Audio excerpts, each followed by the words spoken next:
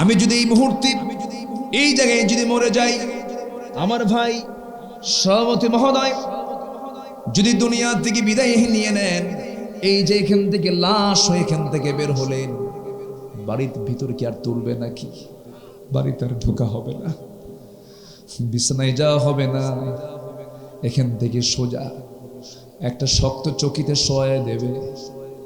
শক্ত চকিতে শোয়া দিয়া একটা দুইটা চাদর জোড়া দিয়া সেই জায়গায় করবে কি, একটু গরম পানি সংগ্রহ করে সেই জায়গায় ধোয়া ধোয়ী শুরু হয়ে যাবে। চতুর্দিকে মাইকে মাইকে ঘোষণা হবে হাজী সাহেব ইন্তেকাল করেছেন। আমি এই জায়গায় মারা গেলে পরে সর্বোচ্চ আপনারা আমার জন্য একটা অ্যাম্বুলেন্স রেডি করবেন, সে অ্যাম্বুলেন্সে আমাকে চড়াইয়া দিবেন। আমার লাশ আর আমার বেডরুমে যাবে না, আমার লাশ সোজা চলে যাবে গোসলখানায়, গোসল করায় দেবে। একজন যাবে বাজারে কাফনের কাপড় কেনার জন্য, আর একজন যাবে দানিয়া কি কাটার জন্য, বাঁশ কাটার জন্য, আর একজন যাবে কোদাল নিয়ে কবর খনন করার জন্য। আমার লাশ নিয়ে আর কেউ দেরি করবে না। এমনকি যে ছেলে আমার চোখের পানি ফেলে ফেলে কেঁদেছে আমার জন্য, কোন সময় আসবো বাবা বাবা বলে ডাকে, সেই সন্তানরা পর্যন্ত বলবে তাড়াতাড়ি দাফন করে দাও। লাশটা ফুলে উঠবে, পচে যাবে, গলে যাবে, সঙ্গে সঙ্গে আমাকে নিয়ে ওই কবরস্থানের দিকে জানাজা সম্পন্ন করায়া দিয়া রেখে আসবে। এই জীবনে আমার বন্ধু বলতে কেউ নাই, আমার বন্ধু একমাত্র কেবলমাত্র শুধুমাত্র আমার, আসতে বলবেন না, আমার আল্লাহ।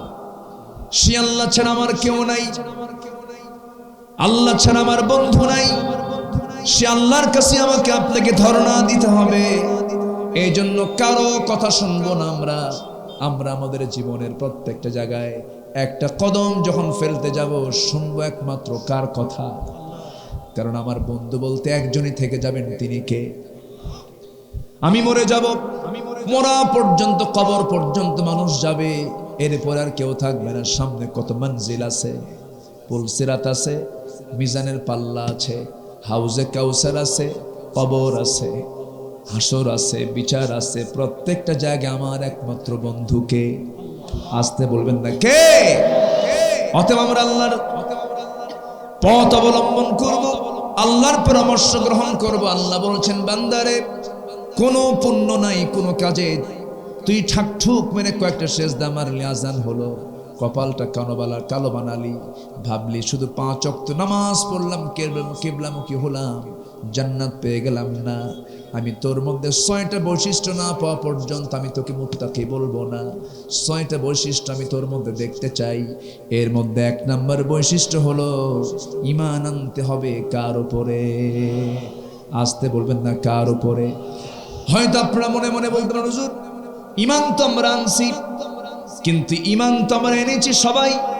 এই দেশে 18 কোটি মুসলমান, সবার তো ঈমান আছে, কিন্তু সমাজে মদের বোতল আছে না নাই? জেনার কারবার আছে না নাই? চুরির কারবার আছে না নাই? এরপরে সুদের কারবার আছে না নাই? তাহলে আমরা ঈমানদার, কিন্তু আমরা এমন ঈমানদার, আমরা মদের লাইসেন্স নেই। আমরা ঈমানদার, সুদের কারবার করি। আমরা ঈমানদার, আমার মেয়ে মাকে বেশ্যাবৃত্তির লাইসেন্স দেই। নাউজুবিল্লাহ বলবেন না? যেরকম নাউজুবিল্লাহ। কেমন ঈমান আমরা আনলাম? এই ঈমান দিয়ে তো আল্লাহ তাআলা আমার বন্ধু হতে পারবেন না, আমি আল্লাহর প্রকৃত মুত্তাকি বান্দা হতে পারবো না। ঈমান আনতে হলে সাহাবীর মতো ঈমান আনতে হবে, ঈমান আনতে হলে আম্বিয়া কেরামদের মতো ঈমান আনতে হবে। তারা কেমন ঈমান এনেছেন, তাদের ঈমান কেমন ছিল, একটু লম্বা ব্যাখ্যার দিকে ভালো বললে ভালো হয়। সময় লাগবে, সময় দিবেন তো নাকি? সময় দিবেন তো ইনশাআল্লাহ? জোরে বলি ইনশাআল্লাহ। মাহফিলটা আজকে কানায় কানায় ভরা। আলহামদুলিল্লাহ বলেন, জোরে বলি আলহামদুলিল্লাহ। আমি তো প্রথমে ভয় পেয়েছিলাম, মানুষ কই? আমি যখন আসি তখন কিন্তু মানুষ ছিল না, তাই না? মানুষ এখন একটু চালাকি, খুঁজ নাই, আসি নাই, সিস্টেম মতেই যাবো, তাই না? যাক, মাহফিলটা কানায় কানায় ভরা, আমি খুবই খুশি হয়েছি, বলি আলহামদুলিল্লাহ। দিনের মাহফিলে এত লোক হওয়া মানে কি জানেন? রাতের মাহফিলে এর চাই তার 4 গুণ লোক হওয়া। জি বলি আলহামদুলিল্লাহ। এরপরও দিনই ভালো, আমি দিনে খুব মজা পাই, আমার দিনে খুব ভালো লাগে। সম্মানিত ভাইয়েরা, আমার কথাগুলো কি সবাই বুঝতে পারছেন? তাহলে আমরা পরামর্শ নেব কার? কোন নেতা কি কইছে আমার শোনার দরকার নেই। নেতা শব্দটা আজকে আমার দেশে কলঙ্কের ছাপ বহন করছে, ঠিক কিনা? নেতা মানি মিশা কথা, ঠিক কিনা? প্রতারণা করা। দেখলাম তো 53 বছর চলে গেল দেশের স্বাধীনতা, আমরা কি পেলাম, কি পেয়েছি, কি দেখলাম, কি আমরা? সকল স্বাধীনতা নিশ্চিত করার আগে দেশের নাগরিককে দিতে হবে কথা বলার স্বাধীনতা। প্রকৃত গণতান্ত্রিক চর্চার বাস্তব রূপ হলো সরকারকে জনগণ তার ভুলগুলো প্রকাশ্যে বলবে, সরকার তার সংশোধন করবে। এটাই হচ্ছে প্রকৃত গণতান্ত্রিক চর্চার বৈশিষ্ট্য। স্বাধীনতার 53 বছর আজ চলছে। আকলমন্দ ইশারা বাসাত, সচেতন ব্যক্তির জন্য ইঙ্গিতটাই যথেষ্ট। সম্মানিত ভাইয়েরা, আমরা স্বাধীন দেশে বসবাস করছি, আমরা নিরাপত্তা কোথায় পেলাম? নিরাপত্তা পেয়েছি? নিরাপত্তা কিন্তু নাই। কেমন করে? আপনার মেয়েকে আপনি স্কুলে পাঠিয়েছেন, সে নিরাপদে বাড়ি ফিরবে, তার গ্যারান্টি কোথায়? শিক্ষাঙ্গন পাপ করে আবার পাপের অহংকার করে। ধর্ষণ তো করেছে, সেঞ্চুরি করে আবার মিষ্টি বিতরণ করেছে। এই জাতীয় অপরাধের বিচার কি আমরা পেয়েছি? আসতে বলবেন না পেয়েছি? পাই নাই বলেই আজ থেকে 12-14 বছর আগের এই ঘটনা, যে মানিক, যে দুষ্ট এই সেঞ্চুরি করেছিল, এটার শাস্তি যথাযোগ্য না হওয়ার কারণে ইডেনকে প্রশ্নবিদ্ধ করা হলো। ইডেনের ছাত্রীরা এমনও আছে যারা তাহাজ্জুদ নামাজ পড়ে আছে, ভালো আছে। সেই কলেজের ছাত্রীদেরকে বাধ্য করে জিনার কাজে জড়িয়ে দেওয়া হয়েছে। এই সমস্ত অপরাধের সঙ্গে যে সমস্ত ছাত্র নামের কলঙ্ক কুলাঙ্গাররা জড়িত, উচিত ছিল তাদের চূড়ান্ত শাস্তি নিশ্চিত করা। আমার দেশে বিয়ে করলে অপরাধ হয়, আর জেনা করলে সার্টিফিকেট দেয়। তাই তো দেখতেছি। আমি কি ভুল বলছি? হ্যাঁ, কি বিয়া? আগে বাচ্চার মা, এরপরে গায়ে হলুদ, এরপরে বিয়া। আছে না নাই? আর আরেকজন বৈধ বউ নিয়ে বসে আছে, বলা হচ্ছে কি কাবিন নামা আছে তো কি, কোথায় যাবেন আপনি?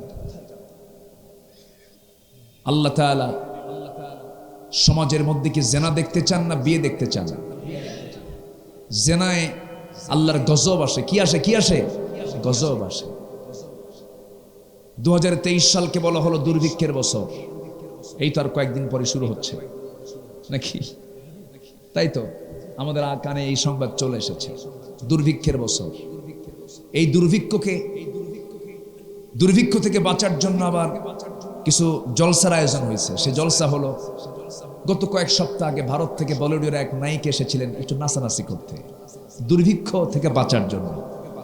আমার কথা কি বুঝতেছেন আপনারা? আসলেন উনি, নোংরা, কি যেন নাম, নোংরা নাকি না, যাই হোক, নোংরা। এই নোংরা আসছে ঢাকায়। আমার দেশের কিছু নোংরার সাপোর্টাররা তারা কি করলো, ওই টিকিট কাটলো যে ওর নাচটা আমরা দেখতে যাব। টিকিটের মূল্য হলো 20,000 টাকা মাত্র।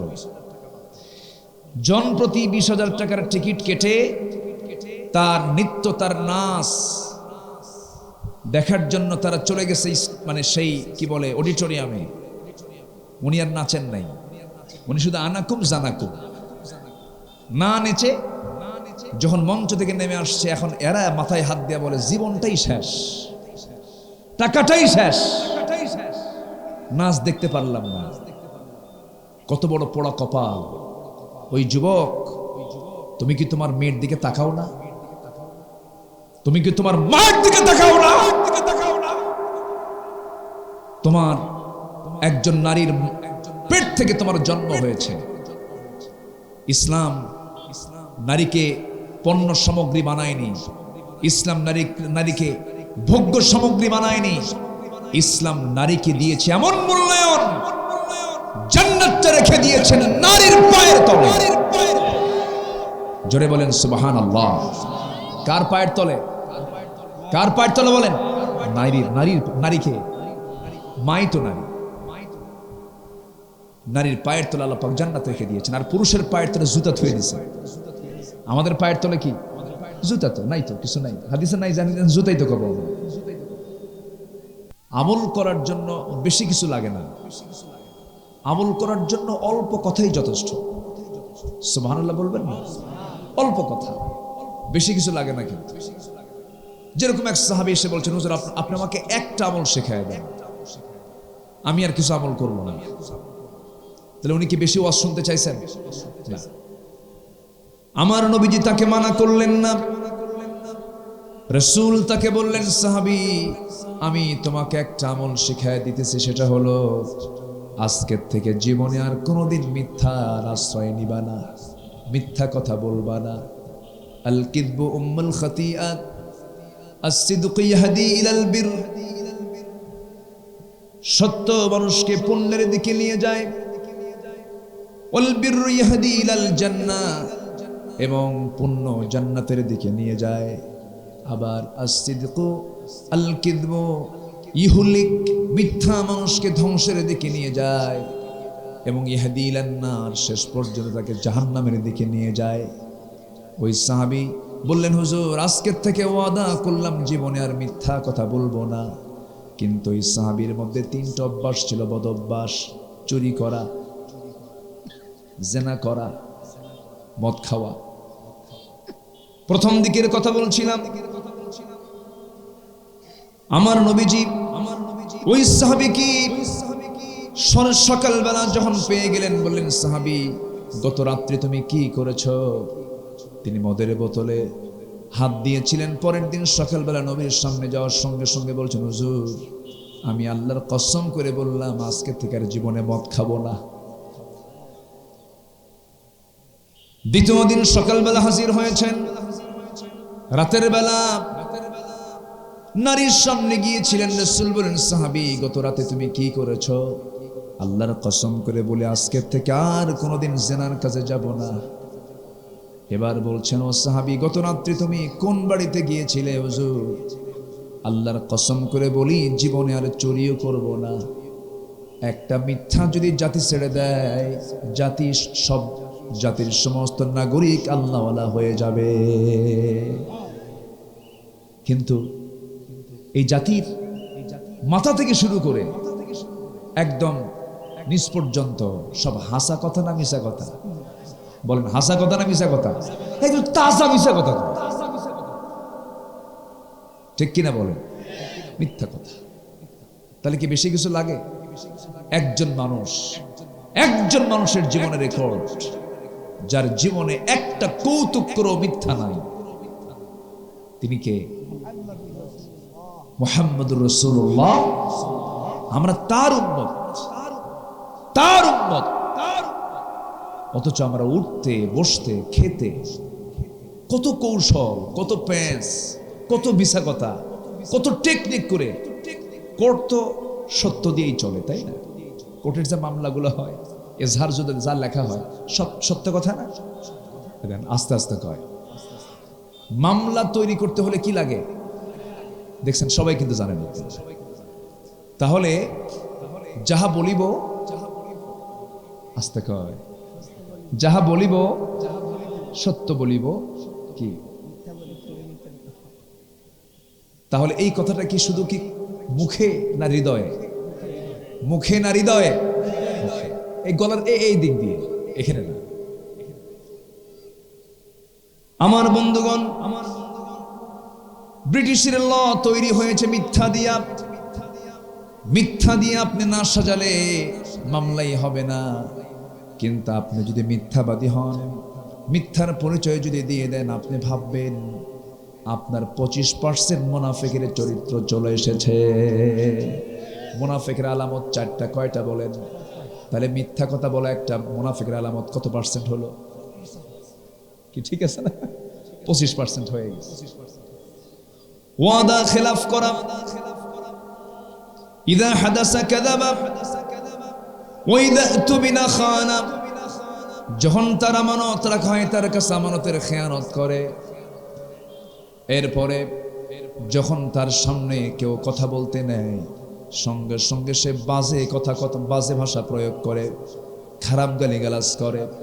ইদা ওয়াদা আখলাফা, যখন ওয়াদা করে সঙ্গে সঙ্গে ওয়াদা ভঙ্গ করে ফেলে। এই সমস্ত স্বভাব ইমানদারের না মুনাফিকের? ইমানদারের না মুনাফিকের? এখন আমরা একটু চিন্তা ফিকির করে দেখি, ওজনে মাপ দিয়ে দেখি, আমার নামটা মুনাফিকের কাতারে গেল না ইমানদারের কাতারে গেল? একজন জলিলুল কদর সাহাবী, খুব দামি সাহাবী, সেই সাহাবীর নাম হচ্ছে হানজালা। নিজের বাড়ি থেকে বের হলেন আর চিৎকার মেরে মেরে বলছেন, নাফাকা হানজালা, নাফাকা হানজালা, মুনাফিক হয়ে গেছে হানজালা, মুনাফিক হয়ে গেছে হানজালা। কেন, কি হয়েছে? প্রথম খলিফা আবু বকর বলেন, ও হানজালা তুমি এমন করে বলছো কেন, কি হয়েছে বলো? সঙ্গে সঙ্গে তিনি বলছেন, যখন নবীর সামনে বসি নবীর কথা মনে হয়, আখিরাতের কথা মনে হয়। যখন নবীর দরবার ছেড়ে যখন বাড়িতে আসি তখন দুনিয়ার কথা মনে হয়ে যায়, আমি মনে হয় মুনাফিক হয়ে গেছি। সাইয়েদনা আবু বকর বলেন, আমারও তো একই হাল হয়। দুইজন মিলে নবীর কাছে চলে গেছেন। রাসূল বলছেন, হানজালা হতাশ হও না, মন খারাপ করো না। মুনাফিকের যে সিমটমগুলো, সেই সিমটমগুলো তোমার মধ্যে নাই। তবে হ্যাঁ, বিয়ে আমার সুন্নাত, সংসারের জীবন আমার সুন্নাত, ব্যবসা করা আমার সুন্নাত। তবে আমার উম্মতের বৈরাগ্য হলো জিহাদের ময়দান। জোরে বলে সুবহানাল্লাহ। মুনাফিকরা সব করতে পারে, নামাজ পড়তে পারে, রোজা রাখতে পারে, মসজিদের কাজ করতে পারে, মাদ্রাসার কাজ করতে পারে, দান সদকা করতে পারে, কিন্তু ময়দানে যেতে পারে না, মাঠে কাজ করতে পারে না, জিহাদের ময়দানে উপস্থিত থাকতে পারে না, বরঞ্চ প্যাঁচ লাগায়। আছে না নাই? আসতে বলবেন না, আছে না নাই? আচ্ছা আমার বন্ধুগণ, ঠাকঠুক মেরে কয়েকটা সেজদা দিয়ে দিলাম, কপালটা কালো বানায় ফেললাম, আর মনে মনে ভাবলাম জান্নাত তো পেয়ে গেছি। না না, জান্নাত পাওয়ার জন্য আল্লাহ রাব্বুল আলামিন বলছেন, শোনো, সূরাতুল বাকারা। বাকারা মানে কি বলেন? গাভী। গাভী সব বাড়িতে আছে না নাই? আছে, কমন একটা প্রাণী। আল্লাহ তাআলা কোরআনে কারীমের শুরুর সূরাটা বাকারা দিলেন আর শেষের সূরাটা নাস দিলেন। নাস হলো মানুষ, বাকারা মানে গাভী। এখানে সিরিয়াল নাম্বারে শেষে মানুষ আর প্রথমে, এটা কেমন হলো বলেন তো? প্রথমে গরু আর শেষে হলো মানুষ, তাহলে সিরিয়ালে কে থাকার কথা বলেন তো? আমি মাঝে মাঝে একটু চিন্তা করি এটা, যে আল্লাহ তুমি মানুষকে এত সম্মান দিলা, সেই মানুষকে দিয়ে দিলে 114 নম্বরে, আর কোরআনকে দিলে কি বলে? ব্যাখ্যায় আমি যতটুকু মনে করি, বাকারা মানে হলো গাভী। এটা এমন একটা প্রাণী, এই গাভীর সামনে গাভী থাকে গোয়াল ঘরে। গোয়াল ঘরের ভিতরে যদি কোনো যুবক যুবতী জিনার কাজে লিপ্ত হয়ে যায়, কোনো হারাম কাজে যদি জড়িয়ে পড়ে, গাভী কি টের পাবে নাকি? গরু কি টের পাবে নাকি? পাবে না। কেন পাবে না? আল্লাহ তাআলা মানুষকে যে সেন্স দিয়েছেন, মানুষকে যে ভালো মন্দ বোঝার যে জ্ঞান দিয়েছেন, আকল দিয়েছেন, এই আকলটা আল্লাহ তাআলা গাভীর মধ্যে দেন নাই। এই জন্য তার বিচারও নাই, তার কোনো হিসাব নাই, তার কোনো পরকাল নাই। আমার বন্ধুগণ, আমাদের সমাজে এমন কিছু মানুষ আছে যাকে আল্লাহ তাআলা সেন্স দেওয়ার পরেও, সব কিছু দেওয়ার পরেও তার সামনে একজন নারী পুরুষ অবাধ মেলামেশা করছে, গল্প গুজব করছে, গাছের গোড়ায় গোড়ায় ক্যাম্পাসের সামনে বসে কত দুষ্টামিগুলো করছে। আজকে মানুষ রূপে এই সমস্ত সেন্স ছাড়া কিছু লোক এই সমস্ত দৃশ্যগুলো দেখার পরও কি কিছু বলে নাকি? তাহলে ওই গরু আর এই মানুষের মধ্যে কোনো তফাৎ? আসতে বলে There is no difference between cow and man. এই কাও আর এই মানের ভিতরে, এই মানুষ আর গরুর ভিতরে কি তফাৎ থাকলো? গরু প্রতিবাদ করে না, কারণ প্রতিবাদের সেন্স তার মধ্যে নাই, মানুষে প্রতিবাদ করে না। উলাইকা কাল আনআম, এরা হলো চতুষ্পদ জন্তু।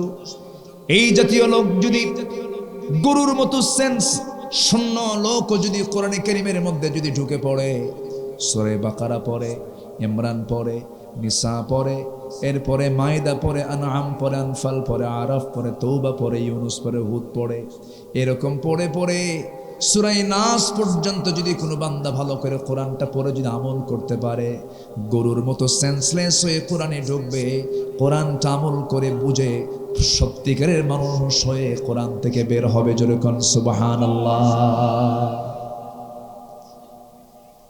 কোরআনের শুরু হলো বা দিয়া, শুরু কি দিয়া? বা দিয়া, শেষ হলো সিন দিয়া। শুরু কি দিয়া? বা দিয়া, শেষ হলো সিন দিয়া, বিসমিল্লাহ দিয়ে শুরু, আর মিনাল জিন্নাতি ওয়ান নাস দিয়ে শেষ। তাহলে বা দিয়ে শুরু, সিন দিয়ে শেষ, কি হলো? বাস।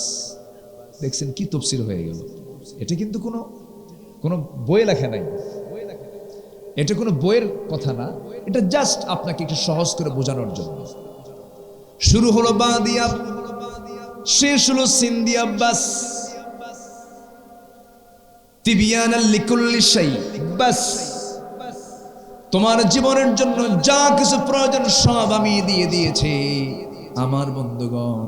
তাহলে শুরু হলো বা, শেষ হলো সিন দিয়া, বাস। মানে বাসে চড়ে যাবেন নাকি? বাস নাই রোডে, বাসে রোডে কিন্তু বাস নাই, যাবেন কেমন? কি শুরু হলো, কি সিচুয়েশন হলো? আল্লাহ তুমি ওমরের মতো একটা নেতা মুসলমানদের জন্য পাঠিয়ে দাও। গোটা পৃথিবীর মুসলমানদের পাশে আজকে কেউ নাই, কেউ নাই, মুসলমানদের পক্ষে কেউ কথা বলে না। সেদিন দেখতে পেলাম ফিলিস্তিনের এক ইয়াং যুবককে চোখের সামনে ইসরায়েলের সৈন্যরা কয়েকটা ফায়ার করে মেরে ফেলল, গুলি করে মেরে ফেলল। কে দেখবে এগুলো? নিয়মিত মারতেছে। মুসলমান মরছে ইহুদির হাতে, খ্রিস্টানের হাতে, কাশ্মীরে হিন্দু ভাইদের হাতে, আরাকানে বৌদ্ধদের হাতে। পৃথিবীর সব জাত মুসলমানকে মারে। মুসলমান সবার শত্রুতে রূপ নিয়েছে আজ। একটাই কারণ, পৃথিবীতে শ্রেষ্ঠ জাতি হলো মুসলমান, শ্রেষ্ঠ দিন হলো ইসলাম। ঠিক কিনা? দুঃখ, সে মুসলমান সেই ইসলাম থেকে ছিটকে পড়েছে। মুসলমান যদি ইসলামকে ধরত, গোটা পৃথিবীর নেতৃত্ব আজকে মুসলমানদের হাতে চলে আসতো। ओ ज़माने में मुअज़्ज़ज़ थे हम मुसलमान होकर, और तुम खारे हुए तारिके कुरआन होकर। সেই যুগের মানুষেরা কোরআনে কারীমকে তাজিম করার কারণে, কোরআনে কারীমকে ইত্তেবা করার কারণে গোটা পৃথিবীতে তাদের নেতৃত্ব ছিল, মর্যাদার উচ্চাসনের সমাসীন হয়েছিল তারা। আজকের মুসলমান কোরআনকে ছেড়ে দিয়েছে, গোটা পৃথিবীতে লাঞ্ছিত, বঞ্চিত, ঘৃণিত জাতিতে রূপ নিয়েছে। রোগীর রোগ ধরার দরকার আছে না নাই? আগে ডাক্তারের কাছে যাবেন, ডাক্তার জ্বর দেখে বলবেন না আপনার জ্বরের জন্য ওষুধ দিলাম না। বড় ডাক্তার বলবে আপনার জ্বর কেন হলো? জ্বর তো কোনো রোগ না। রোগীর উপসর্গ দেখি, আপনার লিপিড প্রোফাইলটা চেক করতে হবে, ব্লাডে কোনো প্রবলেম আছে কিনা। রোগের উপসর্গগুলো ধরবে, রোগগুলো খুঁজে খুঁজে বের করবে, ডায়াগনোসিস করবে। ডায়াগনস্টিক সেন্টারে আপনি যাবেন, সব চেক আপ করার পরে রোগটা নির্ণয় হয়ে গেল। রোগ নির্ণয় না হলে যে চিকিৎসা, সেই চিকিৎসা রাইট না ভুল? ভুল হয়ে যাবে। তেমনি আমরা যে মুসলমান, আজকে আমাদের এই চিত্র কেন দেখতে হচ্ছে? মূল কারণ হলো আমাদের যে রোগ আল্লাহ ধরে ফেলে দিয়েছেন। বান্দা, আফাতুমিনুনা বিবাদিল কিতাব ওয়া তাকফুরুনা বিবাদ। কিতাবের কিছু অংশ মানবে, কিছু অংশ মানবে না। ইল্লা খিজিয়ুন ফিল হায়াতিদ দুনিয়া, দুনিয়ার জিন্দেগিতে তোমাদের উপরে নেমে আসবে লাঞ্ছনা। তোমরা লাঞ্ছনা পাবে, তোমরা বঞ্চিত হয়ে যাবে, আখিরাতে তোমরা ক্ষতিগ্রস্তদের অন্তর্ভুক্ত হয়ে যাবে। এই জন্য আমার বন্ধুগণ, আমরা মুসলমান, খ্রিস্টানের ছেলে খ্রিস্টান হতে পারে, বৌদ্ধর ছেলে বৌদ্ধ হতে পারে, ইহুদির ছেলে ইহুদি হতে পারে, ব্রাহ্মণের ছেলে ব্রাহ্মণ হতে পারে, কিন্তু ইসলাম এমন একটা ধর্মের নাম, এমন একটা দিনের নাম, জন্মসূত্রে মুসলমান হওয়ার কোনো সুযোগ নাই। ইসলাম থাকতে হবে তার ভিতরে, জোরে কোন ঠিক কিনা? ইসলাম না থাকলে মুসলমান হওয়া যাবে না। ইসলাম আছে মুসলমান শিখ, ইসলাম নাই মুসলমান হওয়া যাবে না। এই জন্য সিদ্ধান্ত নেব, আমরা জন্ম নিয়েছি মুসলিম ঘরে, কিন্তু ইসলামকে লালন করব এক জায়গায় না সব জায়গায়। আসতে বলবেন না, এক জায়গায় না সব জায়গায়। সব জায়গায় আপনি ইসলাম মানতে গেলে কেমনে পারবেন? মাহফিলে আসছেন যে পথ দিয়ে, সেই পথটা হলো বাম দিকের পথ। রাস্তা দিয়ে গাড়ি নিয়ে এসেছেন, বাম দিকে এসেছেন। আবার যখন মাহফিল থেকে বাড়িতে ফিরে যাবেন, আপনি আবার বাম দিকেই ফিরে যাবেন। ইসলাম বলছে তোমরা যখন রাস্তায় চলবে, ডান দিকে চলবে, আমি আল্লাহ বরকত দিয়ে দেব। আপনি যত বড় পীর কেবলা হন না কেন, জামানার কুতুব হন না কেন, বাংলার জমিনে আপনি আল্লাহর হুকুম কখনো মেনে ডান দিকে চলতে পারবেন না। কারণ অবশ্যই আইন আছে না নাই? ট্রাফিক আইন আছে না নাই? আপনি ভায়োলেট করবেন, আপনি আইন ভঙ্গ করবেন, সঙ্গে সঙ্গে মামলা হয়ে যাবে। এই জন্য আমার বন্ধুগণ, আপনি আল্লাহর আইন মানতে চাইলেই মানতে পারবেন না যতক্ষণ না সমাজের প্রত্যেকটা রন্ধ্রে রন্ধ্রে আল্লাহর আইন না কার্যকর হয়েছে। আমরা অনেকে মনে করি, একটু কান লাগাবেন। আমি সব জেলায় মাহফিল করেছি, সিরাজগঞ্জের মানুষের ভিতরে কোরআন শোনার জাগ্রহ এটা সম্পূর্ণ ভিন্ন। একটু শুনতে চায়, মনোযোগ দিয়ে তারা বুঝতে চায়। আমি আপনাদের প্রশংসার জন্য বলছি না, সিরাজগঞ্জের মানুষের ভিতরে যে চেতনা লালন করে, এই চেতনা অনেক জেলার মানুষের মধ্যে নাই। একদিকে ভালো, বলি আলহামদুলিল্লাহ, জোরে বলি আলহামদুলিল্লাহ। আমার বন্ধুগণ, একটু কান লাগাবেন। এই যে আমি বসে আছি, আমি এখান থেকে উঠতে পারবো তার কোনো গ্যারান্টি আছে নাকি? আপনি বসে আছেন, এখান থেকে আপনি উঠবেন তার কোনো গ্যারান্টি নাই। যখন মাহফিল আমি ঢুকবো, আমার এক চাচি আম্মা আমাকে ফোন দিয়ে বলেন, বাবা আমার বড় জামাই মারা গেছে, মাত্র 45 বছর বয়স। ইন্না লিল্লাহি ওয়া ইন্না ইলাইহি রাজিউন। আমি স্তম্ভিত হয়ে গেলাম। আহারে, তাজা ধরফরা মানুষ, কয়েকদিন আগে আমি তার সঙ্গে কথা বললাম। আমার বন্ধুগণ, আমি যদি এই মুহূর্তে এই জায়গায় যদি মরে যাই, আমার ভাই সভাপতি মহোদয় যদি দুনিয়া থেকে বিদায় নিয়ে নেন, এই যে এখান থেকে লাশ হয়ে এখান থেকে বের হলেন, বাড়ির ভিতর কি আর তুলবে নাকি? বাড়িতে আর ঢোকা হবে না, বিছানায় যাওয়া হবে না। এখান থেকে সোজা একটা শক্ত চকিতে শোয়া দেবে। শক্ত চকিতে শোয়া দিয়া একটা দুইটা চাদর জোড়া দিয়া সেই জায়গায় করবে কি, একটু গরম পানি সংগ্রহ করে সেই জায়গায় ধোয়াধুয়ি শুরু হয়ে যাবে। চতুর্দিকে মাইকে মাইকে ঘোষণা হবে, হাজী সাহেব ইন্তেকাল করেছেন। আমি এই জায়গায় মারা গেলে পরে সর্বোচ্চ আপনারা আমার জন্য একটা অ্যাম্বুলেন্স রেডি করবেন। সে অ্যাম্বুলেন্সে আমাকে চড়াইয়া দিবেন। আমার লাশ আর আমার বেডরুমে যাবে না, আমার লাশ সোজা চলে যাবে গোসলখানায়, গোসল করায় দেবে।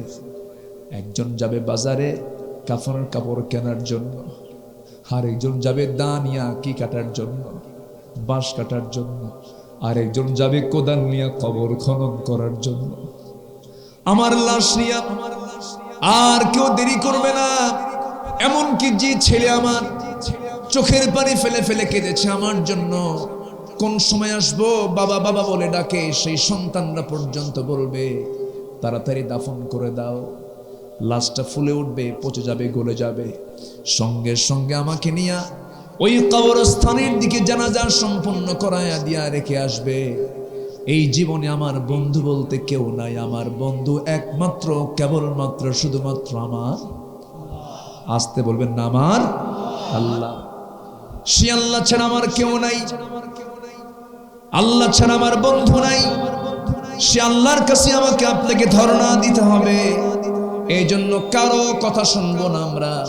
আমরা আমাদের জীবনের প্রত্যেকটা জায়গায় একটা কদম যখন ফেলতে যাব শুনবো একমাত্র কার কথা? কারণ আমার বন্ধু বলতে একজনই থেকে যাবেন, তিনি কে? আমি মরে যাব, মরা পর্যন্ত, কবর পর্যন্ত মানুষ যাবে, এরপর আর কেউ থাকবে না। সামনে কত মঞ্জিল আছে, পুলসিরাত আছে, মিজানের পাল্লা আছে, হাউজে কাউসার আছে, কবর আছে, হাসর আছে, বিচার আছে। প্রত্যেকটা জায়গায় আমার একমাত্র বন্ধুকে আসতে বলবেন না, কে? অতএব আমরা আল্লাহর পথ অবলম্বন করব, আল্লাহর পরামর্শ গ্রহণ করব। আল্লাহ বলছেন, বান্দারে কোনো পুণ্য নাই কোনো কাজে, তুই ঠাকঠুক মেরে কয়েকটা সেজদা মারলি, আজান হলো, কপালটা কালো বানালি, ভাবলি শুধু 5 ওয়াক্ত নামাজ পড়লাম, কিবলামুখী হলাম, জান্নাত পেয়ে গেলাম। না, আমি তোর মধ্যে 6টা বৈশিষ্ট্য না পাওয়া পর্যন্ত আমি তোকে মুত্তাকি বলবো না। 6টা বৈশিষ্ট্য আমি তোর মধ্যে দেখতে চাই। এর মধ্যে 1 নম্বর বৈশিষ্ট্য হলো ঈমান আনতে হবে। কার উপরে? আসতে বলবেন না, কার উপরে? হয়তো আপনারা মনে মনে বলতে পারেন, হুজুর ঈমান তো আমরা আনছি, কিন্তু ঈমান তো আমরা এনেছি সবাই। এই দেশে 18 কোটি মুসলমান, সবার তো ঈমান আছে, কিন্তু সমাজে মদের বোতল আছে না নাই? জেনার কারবার আছে না নাই? চুরির কারবার আছে না নাই? এরপরে সুদের কারবার আছে না নাই? তাহলে আমরা ঈমানদার, কিন্তু আমরা এমন ঈমানদার, আমরা মদের লাইসেন্স নেই। আমরা ঈমানদার, সুদের কারবার করি। আমরা ঈমানদার, আমার মেয়ে মাকে বেশ্যাবৃত্তির লাইসেন্স দেই। নাউজুবিল্লাহ বলবেন না? যেরকম নাউজুবিল্লাহ। কেমন ঈমান আমরা আনলাম? এই ঈমান দিয়ে তো আল্লাহ তাআলা আমার বন্ধু হতে পারবেন না, আমি আল্লাহর প্রকৃত মুত্তাকি বান্দা হতে পারবো না। ঈমান আনতে হলে সাহাবীর মতো ঈমান আনতে হবে। ঈমান আনতে হলে আম্বিয়া কেরামদের মতো ঈমান আনতে হবে। তারা কেমন ঈমান এনেছেন, তাদের ঈমান কেমন ছিল, একটু লম্বা ব্যাখ্যার দিকে বললে ভালো হয়। সময় লাগবে, সময় দিবেন তো নাকি? সময় দিবেন তো ইনশাআল্লাহ? জোরে বলি ইনশাআল্লাহ। মাহফিলটা আজকে কানায় কানায় ভরা। আলহামদুলিল্লাহ বলেন, জোরে বলি আলহামদুলিল্লাহ। আমি তো প্রথমে ভয় পেয়েছিলাম, মানুষ কই। আমি যখন আসি তখন কিন্তু মানুষ ছিল না, তাই না? মানুষ এখন একটু চালাকি, খুঁজুর নাই, আসি নাই, সিস্টেম মতেই যাবো, তাই না? যাক, মাহফিলটা কানায় কানায় ভরা, আমি খুবই খুশি হয়েছি। বলি আলহামদুলিল্লাহ। দিনের মাহফিলে এত লোক হওয়া মানে কি জানেন? রাতের মাহফিলে এর চাইতে আরো 4 গুণ লোক হওয়া। জি, বলি আলহামদুলিল্লাহ। এরপরও দিনই ভালো, আমি দিনে খুব মজা পাই, আমার দিনে খুব ভালো লাগে। সম্মানিত ভাইয়েরা, আমার কথাগুলো কি সবাই বুঝতে পারছেন? তাহলে আমরা পরামর্শ নেব কার? কোন নেতা কি কইছে আমার শোনার দরকার নেই। নেতা শব্দটা আজকে আমার দেশে কলঙ্কের ছাপ বহন করছে, ঠিক কিনা? নেতা মানে মিশা কথা, ঠিক কিনা? প্রতারণা করা। দেখলাম তো, 53 বছর চলে গেল দেশের স্বাধীনতা, আমরা কি পেলাম, কি পেয়েছি, কি দেখলাম, কি আমরা? সকল স্বাধীনতা নিশ্চিত করার আগে দেশের নাগরিককে দিতে হবে কথা বলার স্বাধীনতা। প্রকৃত গণতান্ত্রিক চর্চার বাস্তব রূপ হলো সরকারকে জনগণ তার ভুলগুলো প্রকাশ্যে বলবে, সরকার তার সংশোধন করবে। এটাই হচ্ছে প্রকৃত গণতান্ত্রিক চর্চার বৈশিষ্ট্য। স্বাধীনতার 53 বছর আজ চলছে। আকলমন্দ ইশারা বাসাত, সচেতন ব্যক্তির জন্য ইঙ্গিতটাই যথেষ্ট। সম্মানিত ভাইয়েরা, আমরা স্বাধীন দেশে বসবাস করছি, আমরা নিরাপত্তা কোথায় পেলাম? নিরাপত্তা পেয়েছি? নিরাপত্তা কিন্তু নাই। কেমন করে? আপনার মেয়েকে আপনি স্কুলে পাঠিয়েছেন, সে নিরাপদে বাড়ি ফিরবে, তার গ্যারান্টি কোথায়? শিক্ষাঙ্গন পাপ করে আবার পাপের অহংকার করে। ধর্ষণ তো করেছে, সেঞ্চুরি করে আবার মিষ্টি বিতরণ করেছে। এই জাতীয় অপরাধের বিচার কি আমরা পেয়েছি? আসতে বলবেন না, পেয়েছি? পাই নাই বলেই আজ থেকে 12-14 বছর আগের এই ঘটনা, যে মানিক, যে দুষ্ট এই সেঞ্চুরি করেছিল, এটার শাস্তি যথাযোগ্য না হওয়ার কারণে ইডেনকে প্রশ্নবিদ্ধ করা হলো। ইডেনের ছাত্রীরা এমনও আছে যারা তাহাজ্জুদ নামাজ পড়ে আছে, ভালো আছে। সেই কলেজের ছাত্রীদেরকে বাধ্য করে জিনার কাজে জড়িয়ে দেওয়া হয়েছে। এই সমস্ত অপরাধের সঙ্গে যারা, যে সমস্ত ছাত্র নামের কলঙ্ক কুলাঙ্গাররা জড়িত, উচিত ছিল তাদের চূড়ান্ত শাস্তি নিশ্চিত করা। আমার দেশে বিয়ে করলে অপরাধ হয়, আর জেনা করলে সার্টিফিকেট দেয়। তাই তো দেখতেছি। আমি কি ভুল বলছি? হ্যাঁ। কি বিয়া, আগে বাচ্চার মা, এরপরে গায়ে হলুদ, এরপরে বিয়া, আছে না নাই? আর আরেকজন বৈধ বউ নিয়ে বসে আছে, বলা হচ্ছে কি কাবিন নামা আছে তো, কি কোথায় যাবেন আপনি? আল্লাহ তাআলা সমাজের মধ্যে কি জেনা দেখতে চান না বিয়ে দেখতে চান? জেনায় আল্লাহর গজব আসে। কি আসে? কি আসে? গজব আসে। 2023 সালকে বলা হলো দুর্ভিক্ষের বছর। এই তো আর কয়েকদিন পরে শুরু হচ্ছে নাকি? তাই তো আমাদের কানে এই সংবাদ চলে এসেছে, দুর্ভিক্ষের বছর। এই দুর্ভিক্ষ থেকে বাঁচার জন্য আবার কিছু জলসার আয়োজন হয়েছে। সে জলসা হলো, গত কয়েক সপ্তাহ আগে ভারত থেকে বলিউডের এক নায়িক এসেছিলেন একটু নাচানাচি করতে, দুর্ভিক্ষ থেকে বাঁচার জন্য। আমার কথা কি বুঝতেছেন আপনারা? আসলেন উনি, নোংরা, কি যেন নাম, নোংরা নাকি না, যাই হোক, নোংরা। এই নোংরা আসছে ঢাকায়। আমার দেশের কিছু নোংরার সাপোর্টাররা তারা কি করলো, ওই টিকিট কাটলো যে ওর নাচটা আমরা দেখতে যাব। টিকিটের মূল্য হলো 20,000 টাকা মাত্র। জনপ্রতি 20,000 টাকার টিকিট কেটে তার নৃত্য, তার নাচ দেখার জন্য তারা চলে গেছে, মানে সেই কি বলে অডিটোরিয়ামে। উনি আর নাচেন নাই, উনি শুধু আনাকুম জানাকুম না নেচে যখন মঞ্চ থেকে নেমে আসছে, এখন এরা মাথায় হাত দিয়ে বলে জীবনটাই শেষ, টাকাটাই শেষ, নাচ দেখতে পারলাম না। কত বড় পোড়া কপাল। ওই যুবক, তুমি কি তোমার মেয়ের দিকে তাকাও না? তুমি কি তোমার মায়ের দিকে তাকাও না? তোমার একজন নারীর পেট থেকে তোমার জন্ম হয়েছে। ইসলাম নারীকে পণ্য সামগ্রী বানায়নি, ইসলাম নারীকে ভোগ্য সামগ্রী বানায়নি। ইসলাম নারীকে দিয়েছে এমন মূল্যায়ন, জান্নাতটা রেখে দিয়েছেন নারীর পায়ের তলে। জোরে বলেন সুবহানাল্লাহ। কার পায়ের তলে? কার পায়ের তলে বলেন? নারীকে, মাই তো নারী, নারীর পায়ের তলে আল্লাহ পাক জান্নাত রেখে দিয়েছেন। আর পুরুষের পায়ের তলে জুতা থুয়ে দিয়েছেন। আমাদের পায়ের তলে কি? জুতা তো নাই, তো কিছু নাই, হাদিসে নাই, জানি জুতাই তো কব। স্বামীর পায়ের নিচে চুপ করে আছে, মানে এটা যে ভুয়া কথা সবাই জানে। এটা পামপট্টি বহু মারছেন জীবনে, এই পামপট্টি খাটবে না। স্বামীর পায়ের নিচে স্ত্রীর বেহেশত, সম্পূর্ণ ভুয়া কথা। কে কইছে এই কথা? এরকম কোন বর্ণনা আমরা পাইনি। সম্মানিত ভাইয়েরা, ইসলাম নারীকে যে সম্মান দিয়েছিল, সেই সম্মান কি আজকে নারী সমাজের আছে? আসতে বলবেন না আছে? নারীর মূল্য আজকে এত কম। মেয়েদেরকে উলঙ্গ করে দেওয়ালে দেওয়ালে টাঙ্গানো হয়। আমাদের কোনো কথা নাই, আমরা চুপ করে থাকি, শুধু দেখি। গরু আর ওই মানুষ তফাৎ আছে। আজকে যদি আমরা সবাই যদি ঘুরে দাঁড়াতাম, একটু ঘুরে দাঁড়াতাম, পরিবর্তন হয়ে যেত। ঠিক কিনা? ঘুরে দাঁড়ানোর দরকার আছে না নাই?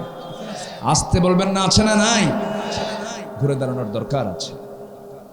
অন্যের প্রতিবাদ যদি আপনি নাই করতে শেখেন, আপনি কিসের ইমানদার হয়েছেন? আমার ভাইয়েরা, এই জন্য আল্লাহ তাআলা বলছেন ছয়টা বৈশিষ্ট্য আমি তোমার মধ্যে দেখতে চাই। নাম্বার 1 হলো তুমি কি করবে, ঈমান টানবে ভালো করে। সেই ঈমানের মধ্যে কোনো শিরিক থাকা যাবে না, বিদআত থাকা যাবে না। কিন্তু আজকের সমাজে শিরিক বিদআতে ছড়াছড়ি আছে না নাই বলেন? আসতে বলবেন না, আছে না নাই? আপনার গুনাহ কত বড়? গুনাহ কোনো ফ্যাক্টর নয়। আপনি গুনাহগার বান্দা হওয়ার পরও ফেরেশতার কোনো গুনাহ নাই। ফেরেশতার দাম বেশি না বান্দার দাম বেশি? বান্দার দাম বেশি, গুনাহ করার পরও তার দাম বেশি। এই জন্য বেশি, কারণ ফেরেশতার তো গুনাহ করার যোগ্যতাই নাই। ফেরেশতার খাওয়া নাই, ফেরেশতার কোনো কামনা বাসনা নাই। কিন্তু এই দুনিয়ায় মানুষকে আল্লাহ রাব্বুল আলামিন কামনা বাসনা সব কিছু দিয়ে দুনিয়াতে পাঠিয়েছেন। এই বান্দা এই দুনিয়ার এই পরীক্ষার জায়গায় হারামকে হারাম জেনে, হালালকে হালাল জেনে যখন জীবন গ্রহণ করে নেয়, ওই বান্দার মূল্য ফেরেশতার চাইতে আল্লাহ রাব্বুল আলামিন বাড়ায় দেন। জোরে কোন সুবহানাল্লাহ। গুনাহ হয়ে যাবে, গুনাহ হবে না কেন? তবে কিছু কিছু গুনাহ আছে যে গুনাহ করলে পর ঈমানটা ঠিক থাকে না। আমরা ওযু ভঙ্গের কারণ জানি, আমরা ওযু ভঙ্গ হয়ে যায় কি কি কারণে, আমরা কারণগুলো জানি। ওযুর ফরজ কয়টা তাও জানি, কিন্তু ঈমান ভঙ্গের কারণ আমরা জানি না। ঈমান ভঙ্গের কারণ মোটামুটি 10টা কারণ। নাম্বার 1 হলো শিরকের গুনাহ। নাম্বার 2 হলো আল্লাহ বান্দার মাঝখানে মাধ্যম স্থির করে নেওয়া। নাম্বার 3 হলো কাফের মুশরিকদেরকে কাফের না মনে করা। আছে না নাই বলেন? একই মুসলমান, বউটা হিন্দু, তার ঘরে আছে, হিন্দু দুর্গা পূজায় চলে যায় বউ, আর মুসলমান ঈদের মাঠে যায়। লাকুম দীনুকুম ওয়ালিয়া দিন। আছে না? আছে। তাহলে কাফের মুশরিকদেরকে কাফের না মনে করা। ইসলামের নাম্বার 4, ইসলামের কোন একটা বিষয়কে নিয়ে ঠাট্টা বিদ্রুপ করা। নাম্বার 5 হলো জাদু করা এবং তার আশ্রয় নেওয়া। নাম্বার 6 হলো মুসলমানদের বিরুদ্ধে কাফের মুশরিকদেরকে সাহায্য করা, উস্কিয়ে দেওয়া। এমন লোক আছে না নাই? আছে। নাম্বার 7 হলো জীবন ব্যবস্থার কোন একটা বিষয়কে অপছন্দ করা। নাম্বার 8 হলো সৃষ্টির মাঝে আল্লাহর মতো কাউকে ভালোবাসা। দেখবেন কিছু কিছু দরবারের মুরিদ আছে, পীরের সামনে গেলে পরে মনে হয় ওর কাছে এটাই তার বড় রব। আছে না নাই? আমার পীর বাবা, আপনি আমার ফয়সালা করে দেন, এই জাতীয় চিন্তা করা। নাম্বার 9 হলো ইসলাম ব্যতীত অন্য কোন বিধানকে উত্তম মনে করা। নাম্বার 10 হলো আল্লাহর দ্বীন থেকে বিমুখ হয়ে যাওয়া। কয়টা কারণ বললাম? হয়তো এখন মুখস্থ বলতে পারবেন না, আপনারা আলোচনাগুলো আছে দেখে নেবেন। এই 10টা বিষয় ঈমান ভঙ্গের কারণ। 1 নম্বরে বলেছিলাম, কি বলেন? আপনারা মনে মনোযোগ দিচ্ছেন না। এটা একটা ক্লাস, কিন্তু এটা ক্লাস, অন্যদিকে চিন্তা করলে হবে না তো। বলেন কি করা? শিরিক করা। বলেন কি করা? বলেন শিরিক করা। শিরিকটা কি? শিরিকটা হলো মারাত্মক গুনার নাম। আমার কথা কি বিরক্ত হচ্ছেন নাকি আপনারা? আমার আলোচনায় কিন্তু ওই তারেনারের বান্দরে কলা খাইছে ইন্দুরে এগুলো নাই। আমি একটু চেষ্টা করি ফ্রেশ কলাম থেকে কিছু কথা বলা। আমার এটা বৈশিষ্ট্য, কারণ আমি মানুষ খুশি করার আগে খুশি করব কাকে? আল্লাহকে। আমার ভাইয়েরা, শিরকির গুনাহ কখনো মাফ হবে না। যেরকম শনিবারে বাঁশ কাটা যাবে না, শনিবারে দিবসের মালিককে। এখানে বাদ পড়লো কে? কে বাদ পড়লো? দিনকে আমি অপছন্দ করলাম, তাহলে দিনটা বাদ দিলাম কার? আল্লাহর দিন বাদ দিলাম। আমার ভাইয়েরা, হয়তো এখন বলবেন ওদের শিরিক কাকে বলে? শিরিকের ব্যাখ্যা, শিরিকের প্রকার, এই বিষয়ে যদি আমি কথা বলতে যাই 3 রাত লাগবে, অনেক লম্বা সময়ের প্রয়োজন। তবে এক লাইনে আমি চিন্তা ফিকির করে, যতটুকু আমি চিন্তা ফিকির করে আমি বের করেছি, এক লাইনে সবাই জেনে নেন শিরিকটা কাকে বলে। বান্দা যে কাজ করতে গিয়ে আল্লাহকে বাদ দিয়ে দেয়। কথা বোঝা গেল? একদম সহজ উদাহরণ। বান্দা যে কাজ করতে গিয়ে কাকে বাদ দেয়? সেটাই কি? সেটাই কি? আল্লাহকে বাদ দিলে তো অন্য কাউকে ধরে। আমার কথা কি বোঝা গেল? যোগ বিয়োগ তো এরকম করে করতে হবে। যে বান্দা কোনো কাজ করতে গিয়ে কাকে বাদ দেয়? আল্লাহকে বাদ দেওয়া, অন্য কাউকে ধরা। এই জাতীয় কাজ যে বান্দা করবে, এটাই হলো শিরকের শিরকের গুনাহ। যেরকম শনিবারে বাঁশ কাটা যাবে না, শনিবারটার মালিককে বলেন। মঙ্গলবারে বিয়ে দেওয়া যাবে না, অমঙ্গল হবে। আছে না, আছে না, নাই আছে। মঙ্গলবারটা কার? বুধবারে কি কয়, কত কি আছে, এরকম বহু কিছু শুনেছি আমরা। বৃষ্টির দিনে বিয়ে হওয়া যাবে না, বৃষ্টির দিনে যদি কারো বিয়ে হয় সারা জীবন সে চোখের পানিতে শেষ হয়ে যাবে। মানে বৃষ্টির দিন কান্দে, ও কান্দবে। এগুলো পাইছে কি আল্লাহই জানে।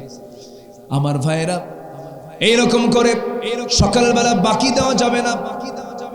অথচ আপনি যদি কাউকে বাকি দেন, ভালো মানুষ দেখে যদি আপনি তাকে করজ দেন, কর্জে হাসানা দেন, বাকি হলো করজে হাসানা। যদি আপনি কাউকে করজে হাসানা দেন, দান করলে 1 গুণ সওয়াব, আর কর্জে হাসানা দিলে 18 গুণ সওয়াব। কত গুণ সওয়াব? আপনি করজে হাসানা দিচ্ছেন, আপনি সওয়াব 18 গুণ বেশি পাচ্ছেন, আবার আপনি টাকা ফেরত পাবেন। কিন্তু আমার দেশ এমন একটা দেশ, যেই দেশে করজে হাসানা যে দেয় সে কি নিরাপদে না বিপদে? বলেন, বিপদে নিরাপদে? মহা বিপদ। যার কাছে আপনি টাকা পাবেন, একদিন চাবেন সিহার অন্যরকম, দ্বিতীয় দিন চাবেন ভিন্ন রকম, তৃতীয় দিন চাবেন কোন লোক সামনে দাঁড়ানো আছে সেই সময় চেয়ে বসেছেন, এমন একটা ধমক মারবে, ধমকের ওয়েট দেখে মনে হয় আপনি হলেন কর্মচারী, ও হলো মালিক। আমি কি ভুল বলতেছেন? টাকা চাই দোষ হয়ে গেছে। ভাইরে, তুমি আমাকে সত্যি কি টাকা দিবা না? রাঙ্গায় রাঙ্গায় চোখ গরম করে বলে, তুমি কি আমার মান সম্মান কিছু বোঝো না? এতগুলো মানুষের সামনে আমার কাছে টাকা চাও। দেখছেন শেষে আসামি বানালো কাকে? যে টাকা পায়। এগুলো কি ইমানদারের বৈশিষ্ট্য নাকি? শেষ পর্যন্ত রাগে গোসাই ফেটে পড়ে পাওনাদার যে টাকাটা পাবে সে বলতেছে, যা, তোর কাছ থেকে জনমের টাকা কোনোদিন চাবো না, হাসরের ময়দানের টাকা তো উসুল করে নেব। এখন এই পাবলিক কয়ে লম্বা ডেট পাইলাম। কথা বোঝেন নাই? আমার ভাইয়েরা, সমাজে আমানতদারিতা নাই। আজ কেউ কাউকে বিশ্বাস করে না। জবান ঠিক নাই, আমানত ঠিক নাই, কথা ঠিক নাই। এই সমস্ত বিষয়গুলো ইমানদারের বৈশিষ্ট্য না মুনাফিকের বৈশিষ্ট্য? বলেন, মুনাফিকের বৈশিষ্ট্য। আমার ভাইরা, কথায় যখন কথা বেড়ে গেল, শিরকের কাজে আমরা যাব না, বেদাতের কাজে আমরা যাব না। সবচেয়ে বড় শিরকের কাজ হলো দুনিয়াতে আল্লাহর বিধানকে অতিক্রম করে যারা মানুষের তৈরি করা বিধানকে যারা মেনে নেবে, এর চাইতে বড় শিরকের গুনার জমিন আর দ্বিতীয়টা হতে পারে না। সম্মানিত ভাইয়েরা, আমার বাম পাশে যিনি বসে আছেন তিনি ইসলামী ব্যাংকের একজন কর্মকর্তা। ইসলামী ব্যাংক নাম শুনছেন তো? 10 ব্যাংক একদিকে, ইসলামী ব্যাংক একদিকে। যত ব্যাংক আছে সব ব্যাংক হলো ইসলামী ব্যাংকের সন্তান তুল্য। ওটা বাপ, এগুলো সব কি বেটা। কিছু শকুন লাগছে, শকুন বোঝেন তো নাকি? কথা কি বুঝতেছেন আপনারা? কিছু শকুন লেগেছে। শকুন যেখানে মরা গরু পায় সেখানে দৌড়াইতো, তাই না? মানে ওর চিন্তা হলো আমি টাকা দিয়ে খাবো না, আমি ফ্রিতে খাবো। এরকম পাবলিক আমার দেশে কিছু আছে না নাই? আছে না নাই? যতটুকু পারা যায় ইসলামী ব্যাংক সুদমুক্ত ভাবে একটা সবগুলো লেগে রেখেছে সুদ ভিত্তিক, আর এখানে বলা হচ্ছে শরিয়া ভিত্তিক। একটা শরিয়া বোর্ড আছে না নাই? আছে। শরিয়া বোর্ডকে সামনে রেখে তারা চালায়। যতটুকু পারা যায় তারা চেষ্টা করছে। এবং ব্যাংক জগতের এক উজ্জ্বল তারকা হচ্ছে ইসলামী ব্যাংক। এই ব্যাংকে নষ্ট করার জন্য কিছু চোর বাটপাররা লেগেছে। কিন্তু আমি সবার কাছে এটা আরজ করব, আমি এটাই বলবো যে যেখানে ইসলাম আছে সেখানে আমরা থাকবো কিনা বলেন? থাকবেন কিনা বলেন? ওরা আবার কয় কি জানেন? যে এরা সুদ ঠিকই খায় কিন্তু একটু ঘুরায় খায়। ইসলাম তো ঘুরিয়ে খেতে বলে। ইসলাম তো ডাইরেক্ট খাওয়া যাবে না। তো তুমি একজন নারীর সঙ্গে সংস্পর্শ করবা, মিলবা, সহবাস করতে চাবে, ডাইরেক্ট সহবাস করা যাবে না, ঘুরে বিয়ে করে ইজাব কবুল করে তুমি সহবাস করো। ঠিক কিনা? সুদ খাওয়া যাবে না। সুদ কি? টাকায় টাকা। আমি আপনাকে 1000 টাকা দিয়েছি, তুমি আমাকে 1 মাস পরে 1010 টাকা দিবা। ওই 10 টাকা কি? সুদ। আর ঘুরে ফিরে আল্লাহ তাআলা বলছেন না, এটা করা যাবে না। তুমি 1000 টাকা দিয়ে, তুমি তার হাতে 1000 টাকা না দিয়ে তুমি 1000 টাকার একটা পণ্য দিলা। কি দিলা? ধরো তুমি তাকে একটা মোবাইল কিনে দিলে। মোবাইল কিনে দেওয়ার পর সেই মোবাইলটা সে দোকানে রাখলো, ব্যবসা করলো, 1050 টাকা সে বিক্রি করলো। সুদ পেল কত? 10 টাকা। আর এখানে ব্যবসা করে কত পেল? 50 টাকা। সুদ যদিও কম, লাভ তার সুদ হয়েছে, কিন্তু মুনাফা 50 টাকা হলেও হালাল কোনটা? 10 টাকা না 50 টাকা? 50 টাকা। তাহলে আপনি যদি ইসলামকে মানতে যান, সোজা মানা যাবে না, একটু ঘুরেই মানতে হবে। ঘুরেই তো মানতে হবে, বোঝে না। তবে হ্যাঁ, শতভাগ আমরা বলতে পারবো না, কারণ আমরা আছি হলো সুদের সাগরে হাবুডুবু খাচ্ছি। আমরা কিসের সাগরে হাবুডুবু খাচ্ছি? সুদের সাগরে। সম্মানিত ভাইয়েরা, কথাটা বলে ফেললাম, এটা বলার ইমানি দায়িত্ব ছিল বলে আপনাকে দেখে আমার এই কথাটা মনে হলো। আমাদের একটা কথা অনেকের কাছে এটা বিশাল একটা আশার সঞ্চার হয়ে যায়, এই জন্য আমি কথাটা একটু আজকে বলে ফেললাম। সম্মানিত ভাইয়েরা, ইসলামে অর্থনীতি আছে না নাই বলেন? আসতে বলবেন না আছে না নাই? কিন্তু এটা মানতেই চায় না এমন কিছু নাস্তিক কুলাঙ্গার আছে না নাই? কেন? ওদের সুদের কারবার বন্ধ হয়ে যাবে। ওদের কিসের কারবার বন্ধ হবে? সুদের কারবার বন্ধ হবে। আমার ভাইয়েরা, আমার বন্ধুগণ, সময় আছে তো? আমি আলোচনা করি, একটু আলোচনা করি। আমাকে আলোচনা করার একটু সুযোগ দিবেন না? আচ্ছা, আপনি আমাকে ছেড়ে চলে যাবেন, আমি এটা বিশ্বাস করি না। আপনি আমাকে ছেড়ে চলে যাবেন, এটা বিশ্বাস করি না। সবাইকে আমাকে নিয়ে থাকবেন তো? কতক্ষণ থাকবেন? শেষ হবে কি দিয়া? বলেন কি দিয়ে শেষ হবে? বলেন কি দিয়া? বলেন দোয়া দিয়ে, মোনাজাত দিয়ে। তাহলে এই মোনাজাতে সবাইকে অংশগ্রহণ করবেন না? সবার বাপ মা আছে না নাই? অনেক নিহত ব্যক্তি আছে না নাই? তাদের উদ্দেশ্যে আমরা একটু আমরা দোয়া করব, তাদের জন্য মাগফিরাতের জন্য আমরা একটু দোয়া করব। সবাইকে নিয়ে একটা মানুষ যেন, আমি আসতে নিয়ে দেখলাম কিছু কবরস্থানও দেখলাম এদিন, তারা তো অপেক্ষায় থাকে আমাদের জন্য, আমাদের ছেলে মেয়েরা একটু দোয়া করুক, আমাদের ভাইরা একটু দোয়া করুক, আমার আত্মীয়রা দোয়া করুক। একসঙ্গে আমরা দোয়া মোনাজাতে শামিল হয়ে এরপর আমরা উঠবো। একটা লোক আমরা উঠবো না। মাহফিল থেকে এক লোক ওঠা মানে কি জানেন? তসবির দানার মতো। তসবির দানা যদি, দড়ি যদি ছিঁড়ে যায়, এক দানা যদি খোলে থাকে, সব খুলে শেষ হয়ে যায়। এবং নামাজ আজকে এই জায়গাতেই হবে। এই উম্মতের 5টা বরকত রাসূল বলেছেন, আল্লাহ তাআলা আমার উম্মতকে 5টা গুণে গুণান্বিত করেছেন, 5টা বৈশিষ্ট্য দিয়েছেন। তার মধ্যে একটা হলো গোটা জমিনটাই মুসলমানদের জন্য, এই উম্মতের জন্য মসজিদ। যেরকম সুবহানাল্লাহ। গোটা জমিন মসজিদ বানিয়েছেন কে? আল্লাহ তাআলা। আমরা এখানে আজকে মসজিদ বানাবো। এই জায়গা হলো খুব ভাগ্যবান। এই জায়গা হলো কার? জায়গাটা কে? কই জায়গা হলো? কই? আপনার কপাল খুব ভালো, আজকের দিনের জন্য এটা মসজিদ। আলহামদুলিল্লাহ বলো, জোরে বলি আলহামদুলিল্লাহ। আল্লাহ তুমি এই জায়গাতে বরকত দিয়ে দাও, এটা ভালো কিছু হোক, আল্লাহ কবুল করুন। 15 বছর যাবত এখানে মাহফিলটা হয়, আলহামদুলিল্লাহ। আমার 3 বছর খুঁজছেন তারা, 3 বছর খুঁজা এবার টেনে হেসড়ে নিয়ে আসছেন, চলে এসেছে, আলহামদুলিল্লাহ বলেন। সম্মানিত ভাইরা, তাহলে 6টা বৈশিষ্ট্য। কয়টা বৈশিষ্ট্য বলেন? 6টা। নাম্বার 1 হলো আমরা ঈমান আনবো কার উপরে? শিরিক যুক্ত না শিরিক মুক্ত? বলেন শিরিক যুক্ত না শিরিক মুক্ত? শিরিক মুক্ত ঈমান আনতে হবে। ঈমান টানার পরে ঈমানের অনেকগুলো ক্লাস এখানে ছিল, ব্যাখ্যামূলক কথা ছিল, সময় নাই, বললাম না। আল্লাহকে মানলাম, পরকালকে মানলাম না, হবে না। পরকালকে মানলাম, ফেরেশতাকে মানলাম না, হবে না। ফেরেশতাকে মানলাম, কিতাবকে মানলাম না, হবে না। কিতাবকে মানলাম, আমি নবীকে মানলাম না, হবে না। সবগুলো মানার মধ্যে ঈমান, সবগুলো মানার মধ্যে ঈমান। এরপরে হলো দান, এরপরে হলো দানের কথা আসছি। এই পৃথিবীতে যা কিছু আছে সব কার সম্পদ? আসতে বলবেন না কার সম্পদ? ক্ষণিকের জন্য আল্লাহ আমার হাতে দিয়ে দিয়েছেন, এরপর আমি ছেড়ে চলে যাব।